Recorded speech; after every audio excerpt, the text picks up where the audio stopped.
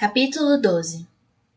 Tanto minhas feridas como as de Celeste eram mínimas, de modo que nos enviaram de volta a nossos quartos após 1 hora. Houve um intervalo entre nossas altas para não sairmos juntas. Assim que dobrei o corredor no fim das escadas, vi um guarda caminhar em minha direção. Espen. Mesmo mais forte depois de tanto treinamento, conhecia seu jeito de andar e sua sombra e 1000 outras coisas impressas em meu coração. Quando ele chegou perto, fez uma reverência desnecessária. Jarro, ele sussurrou, para depois erguer a cabeça e seguir seu caminho. Permaneci ali por um instante, confusa, mas logo entendi o que ele quis dizer.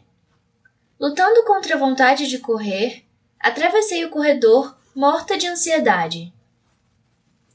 Abri a porta e fiquei ao mesmo tempo surpresa e aliviada de ver que minhas 3 criadas não estavam. Fui até o jarro sobre o criado mudo e reparei que a minha única moedinha tinha companhia. Abri a tampa e peguei a folha de papel dobrada. Que esperteza dele! As criadas nunca notariam. E se notassem, não invadiriam minha privacidade. Abri o bilhete e li uma série de instruções muito claras. Parecia que Espen e eu tínhamos um encontro naquela noite. As instruções dadas por Espen eram complicadas. Tomei um caminho indireto para chegar ao primeiro andar, onde deveria procurar pela porta próxima a um vaso de 1,5 metro de altura. Lembrava-me de tê-lo visto nas minhas andanças pelo palácio. Que tipo de flor precisaria de um vaso tão grande? Encontrei a porta e olhei para os lados para garantir que não havia ninguém por perto. Nunca tinha conseguido me ver livre dos olhos dos guardas. Nenhum à vista. Abri a porta devagar e entrei na ponta dos pés. O brilho da lua atravessava a janela. Essa pouca iluminação me deixava um tanto nervosa. Espen! Sussurrei na escuridão, cheia de medo, mas me sentindo meio boba ao mesmo tempo. Como nos velhos tempos, hein? Sua voz respondeu, embora eu não pudesse vê-lo. Onde você está? Perguntei, olhando para os lados na tentativa de encontrar sua silhueta. A sombra das pesadas cortinas da janela balançou à luz da lua e Espen surgiu por detrás delas. Você me assustou, reclamei, de brincadeira. Não foi a primeira vez, nem será a última, disse ele e pude notar por sua voz que ele sorria. Caminhei até ele, não sem tropeçar em todos os obstáculos daquele cômodo. Shhh! Reclamou ele, mas eu sabia que era brincadeira. O palácio inteiro vai saber que estamos aqui se você continuar arrastando as coisas desse jeito. Desculpe, ri baixo. Podemos acender a luz? Não. Se alguém notar o brilho debaixo do vão da porta, podemos ser pegos. Essa sala não é muito vigiada, mas não quero vacilar. Estendi a mão para tentar encontrá-lo. Consegui tocar seu braço e ele me puxou para me dar um abraço. Depois, caminhamos para o fundo da sala. Aliás, como você sabia deste lugar? Eu sou guarda, ele disse sem pestanejar. E sou muito bom no que faço. Conheço todo o palácio tanto por fora como por dentro. Cada caminho, cada esconderijo, mesmo os cômodos mais secretos. Por acaso também conheço as rotas de patrulha, as áreas menos vigiadas e as horas em que há menos guardas no palácio. Se um dia você quiser espionar o palácio, eu sou o cara para ajudá-la. Incrível! Balbuciei. Nos sentamos atrás do amplo encosto de um sofá. O chão estava coberto pela luz da lua. Por fim, vi o rosto de Espen. Perguntei a ele, muito séria. Você tem certeza de que isso é seguro? Se ele hesitasse por um segundo, eu sairia correndo imediatamente, para o bem de ambos. Confia em mim, Mary. Uma série de coisas extraordinárias teria que acontecer para que nos encontrassem aqui. Estamos seguros. Minha preocupação persistiu mesmo assim, só que precisava tanto de conforto que decidi seguir com aquilo. Ele me envolveu em seus braços e me puxou para si. Como vão as coisas? Respirei fundo. Tudo bem, acho. Muita tristeza, muita raiva. Meu maior desejo é apagar os últimos 2 dias e trazer Morley de volta. Carter também, embora nem o conhecesse. Eu o conhecia, e foi a vez de Espen respirar fundo. Grande cara. Parece que ele disse a Morley o tempo todo que a amava e tentou ajudá-la a suportar aquela tortura. É verdade, confirmei. Pelo menos no começo. Eu fui tirada de lá antes de terminar. Espen beijou minha testa. Ouvi falar disso também. Estou orgulhoso de você por não ter saído de lá sem brigar. É a minha garota. Meu pai também estava orgulhoso. A rainha disse que eu não devia agir daquele modo, mas que estava feliz por mim. Confuso. Como se quase tivesse tido uma boa ideia, mas não. E no final, não mudou nada. Espen apertou-me. Foi uma boa ideia. Significou muito para mim. Para você? Ele respirou fundo mais uma vez. De vez em quando, fico pensando sobre como a seleção fez você mudar. Você está rodeado de cuidados e é tudo tão maravilhoso. Pergunto-me se você é a mesma América. Sua atitude me mostrou que você é, que eles ainda não ganharam de você. Eles já me ganharam. Mas não é esse ponto. Na maior parte do tempo, este lugar me lembra de que não nasci para isso. Reclinei a cabeça no peito de Espen, o lugar seguro em que me escondia sempre que as coisas ficavam feias. Ouça, Mary, em relação a Maxon, ele é um ator. Sempre com a expressão perfeita, como se estivesse acima do bem e do mal. Mas ele é só uma pessoa, e tem problemas como todo mundo. Sei que você se preocupa com ele, ou não estaria aqui, mas você precisa saber que não é real. Concordei com a cabeça. Maxon e toda aquela conversa de manter a calma, era isso que fazia sempre? Será que atuava quando estávamos juntos? Como eu ia saber? Espen prosseguiu. É melhor você saber agora. E se você descobrisse depois do casamento que as coisas são assim? Eu sei. Andei pensando nisso. As palavras de Maxon na pista de dança se repetiam muitas vezes na minha cabeça. Ele parecia tão certo sobre o nosso futuro, preparado para me dar tanto. Eu realmente tinha acreditado que tudo o que ele queria era minha felicidade. Será que ele não reparava como eu estava infeliz? Você tem um coração grande, Mary. Eu sei que você simplesmente não consegue deixar as coisas para trás. Mas não há nada de errado em desejar. É isso. Me sinto tão idiota. Falei em voz baixa e embargada. Você não é idiota. Sou sim.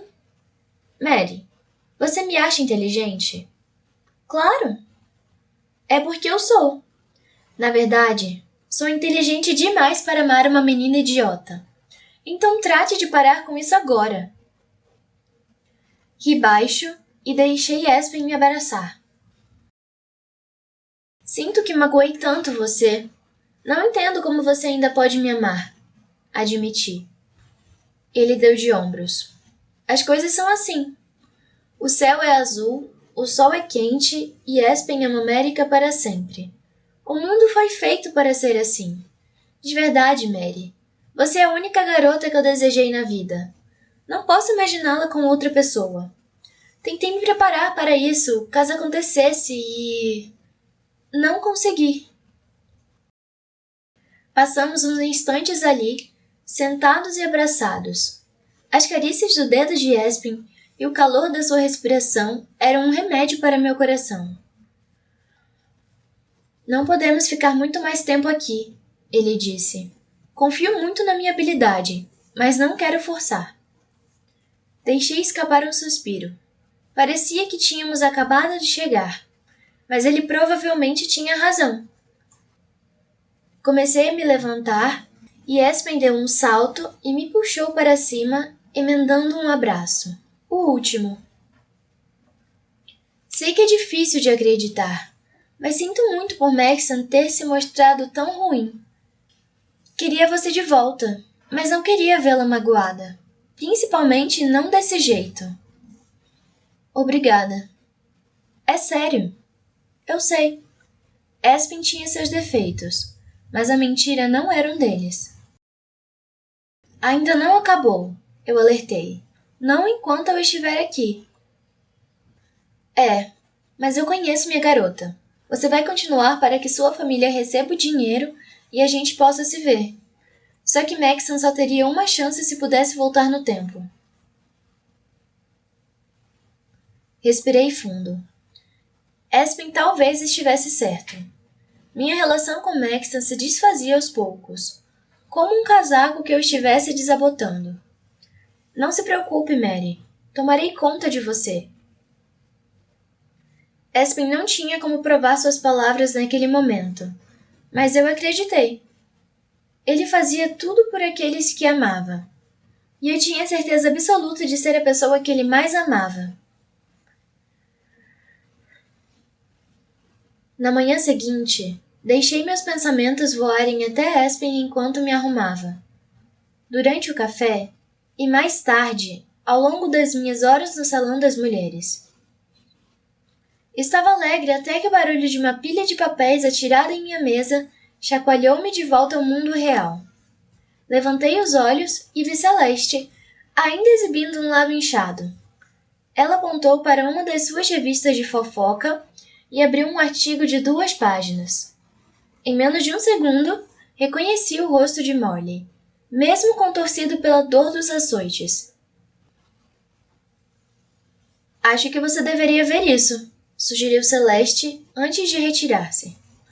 Não sabia bem o que ela queria com aquilo, mas estava tão ansiosa para saber sobre qualquer coisa de Molly que me concentrei no texto. Dentre todas as grandes tradições de nosso país, talvez nenhuma seja celebrada com tanto entusiasmo como a seleção. Criada especialmente para trazer alegria a uma nação entristecida, parece que todos ainda ficam um tanto hipnotizados pelo desenrolar da história de amor entre o príncipe e sua futura princesa. Quando Gregory Ely assumiu o trono, há mais de 80 anos, e seu filho mais velho, Spencer, morreu repentinamente, o país inteiro chorou a perda daquele jovem enigmático e promissor. Quando seu filho mais novo, Daemon, foi apontado como sucessor ao trono, muitos duvidaram se, aos 18 anos, ele estaria sequer pronto para receber a formação que o cargo exige. Mas Daemon sabia-se preparado para cruzar a porta da vida adulta e decidiu prová-lo por meio do maior compromisso da vida: o casamento. Poucos meses depois, nascia a seleção, e a moral do país subiu com a possibilidade de uma garota comum tornar-se a primeira princesa de Ilha. No entanto, desde então, fomos forçados a questionar a eficácia de tal competição. Embora seja, no fundo, uma ideia romântica, alguns dizem que é injusto forçar o príncipe a casar-se com uma mulher de casta inferior. Por outro lado, ninguém pode negar a prudência e a beleza da nossa atual rainha Amberly Station Shreve. Alguns de nós ainda se lembram dos rumores acerca de Abby Tamblyn Ilha, que teria envenenado o marido, príncipe Justin Ilha, nos primeiros anos de casamento, para depois concordar em casar-se com um primo deste, Porter Shreve, mantendo a linha real intacta. Apesar de tal rumor nunca ter sido confirmado, o que podemos dizer ao certo é que o comportamento das mulheres no palácio a essa altura não é senão escandaloso. Morley Thames, hoje uma 8, foi pega com um guarda que despia em um armário na segunda-feira, após a festa de Halloween, anunciada como destaque dos programas sobre a seleção na TV. O esplendor do baile, no entanto, foi totalmente ofuscado pelo comportamento inconsequente da senhorita Thames, o que deixou o palácio ainda mais à flor da pele já na manhã seguinte. Contudo, pondo de lado as ações injustificáveis da senhorita Thames, as garotas remanescentes no palácio talvez também não sejam dignas da coroa. Uma fonte não identificada contou-nos que algumas garotas da elite não se bicam e que raramente esforçam-se para cumprir seus deveres. Todos se lembram da exclusão de Anna Farmer no começo de setembro, depois de atacar gratuitamente a adorável Celeste Newsom, modelo de Claremont. E nossa fonte confirma que esse não foi o único caso em que as competidoras partiram para as vias de fato no palácio. O que força essa jornalista a questionar o grupo de moças escolhidas para o nosso príncipe Maxon. Pedimos ao rei Clarkson que comentasse esses rumores. Em suas palavras, algumas dessas garotas vêm de castas menos refinadas e não estão familiarizadas com o comportamento esperado no palácio. Evidentemente, a senhorita Thames não estava preparada para a vida de uma Minha esposa possui uma qualidade peculiar e indescritível que a torna uma rara exceção entre as castas inferiores. Sempre foi capaz de elevar-se até o nível próprio de uma rainha, e seria um grande desafio encontrar alguém mais adequado ao trono do que ela. Mas no caso de algumas das participantes de casta inferior na atual seleção, devo reconhecer que já esperávamos isso. Embora Natalie Luca e Elise Whisks sejam 4, sempre exibiram o maior dos refinamentos diante do público. A senhorita Elise, principalmente, que é bastante sofisticada. Somos forçados a deduzir que nosso rei se refere a America Singer, a única 5 a ir além do primeiro dia. O desempenho da senhorita Singer na seleção tem sido razoável. Ela é suficientemente bela, mas não é bem o que ele espera de sua nova princesa. De vez em quando, suas entrevistas no jornal oficial de Ilha são divertidas. Mas precisamos de uma nova líder, não de uma comediante. Outra notícia problemática. Ouvimos relatos de que a senhorita Singer tentou livrar a senhorita Thames de sua punição. Ato que, aos olhos desse repórter, faz dela uma cúmplice das atividades traiçoeiras de que a senhorita Thames participou, mostrando infidelidade ao nosso príncipe. Diante dos fatos relatados, e com Thames longe do primeiro lugar, permanece a pergunta: quem deve ser a nova princesa? Uma rápida pesquisa com leitores confirmou aquilo que suspeitávamos há tempos. Parabenizamos as senhoritas Celeste Newsom e Chris Evers por seu empate no primeiro lugar da pesquisa. Elise Whisks está em terceiro lugar com Natalie Luca logo atrás. Bem atrás do quarto lugar aparece America Singer em quinto e, como esperado, último lugar. Penso falar por toda a ilha quando encorajo o príncipe Maxon a realizar com calma a tarefa de escolher-nos uma nova princesa. Evitamos por pouco um desastre com a senhorita Thames ao expor sua verdadeira natureza antes de a coroa ser posta sobre sua cabeça. Não importa quem seja sua amada, príncipe Maxon, tenho certeza de que ela é digna. Queremos amá-la também.